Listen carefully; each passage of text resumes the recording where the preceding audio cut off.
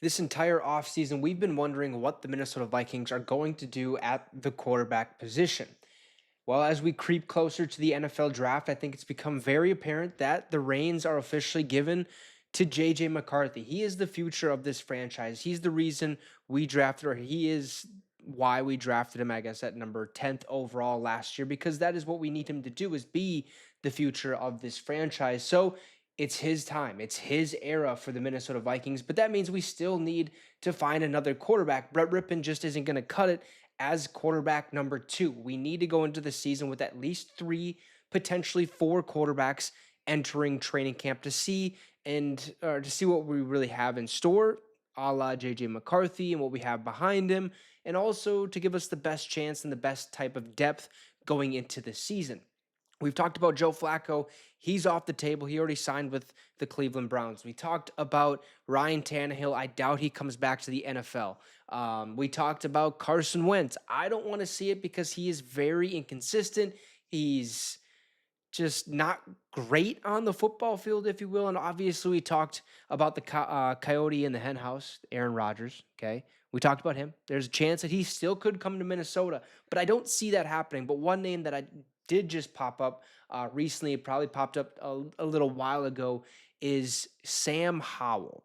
Could Minnesota be making a move to grab Sam Howell? Let's talk about it. But before we do, shout out to our affiliate partners at Green Gridiron. If you want one of these mini helmets, the link for that is in the comment section, and use the promo code MINSYN, MINSYN, at checkout to receive a small discount on your purchase. They have NFL helmets, college helmets, fully customizable ones.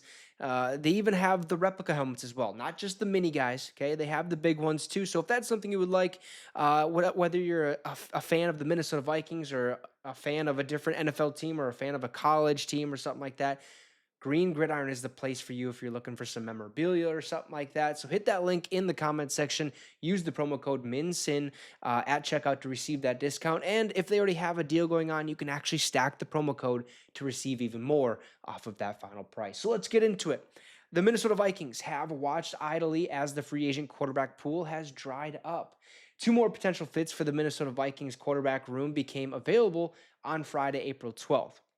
Joe Flacco signed with the Cleveland Browns, and Drew Lock signed with the Seattle Seahawks. That leaves a few options available for finding a quarterback capable of keeping the Vikings season afloat if anything were to happen to JJ McCarthy. However, Lock's arrival in Seattle has cast doubt on another quarterback who could become available via trade. If the Vikings pursue him, he could undergo the same quarterback rehab Sam Darnold did before he landed a lucrative deal with Seattle. I wouldn't necessarily say that, but take it as you will. Okay. Now, Seahawks beat reporter for the Tacoma News Tribune, Greg Bell, reported that Lock's signing has put fourth-year quarterback Sam Howell's future in doubt. Now, last season, the former Washington Commanders' 5th-round picks struggled in relief of Geno Smith, getting sacked 4 times and completing just 5 passes of his 19 dropbacks after he was thrust into action against none other than our rival, okay, the Green Bay Packers. Now, the year before, Howell was done no favors by a Commanders organization that was undergoing a transition of ownership and drafted Jaden Daniels, number 2 overall, the following year. Unlike 7th rounder Brock Purdy, who was plugged into a ready-to-win San Francisco 49ers team, Howell had no support a day 3 pick at quarterback would need to be successful. Backstopped by a defense that allowed the most points in the league, the Commanders' offense became one-dimensional, often playing from behind. Howell attempted the most passes in the league at 612 and led the NFL in sacks with 65 and interceptions with 21.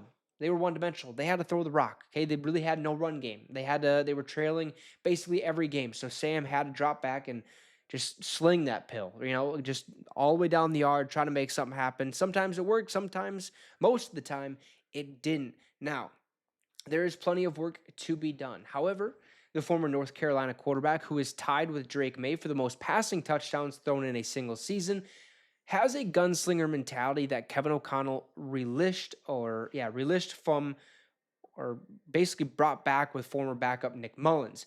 Or some draft pundits saw him as a second-round talent, including NFL.com's Lance Zierlein. Howell's footwork and timing have been the bane of his career so far, but in a system as complementary to quarterbacks as the Vikings, Howell, who will be just 25 years old entering the 2025 season, could undergo a similar career reboot as Sam Darnold, who battled with the same issues earlier in his career. The Seahawks gave up a third and a sixth-round pick for Sam Howell and fourth and sixth-round picks, essentially landing Howell from moving back 24 spots to the tail end of that third round. It's looking like a bad deal that was left or has left a bad taste in Seattle, and the lock signing is a sign that they may be ready to rid themselves and recoup anything that they can for Sam Howell.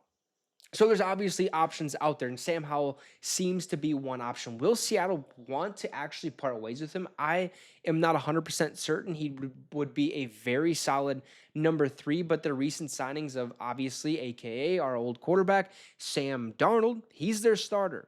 They go out and they sign Drew Lock, who's been a backup or played the backup role for multiple seasons.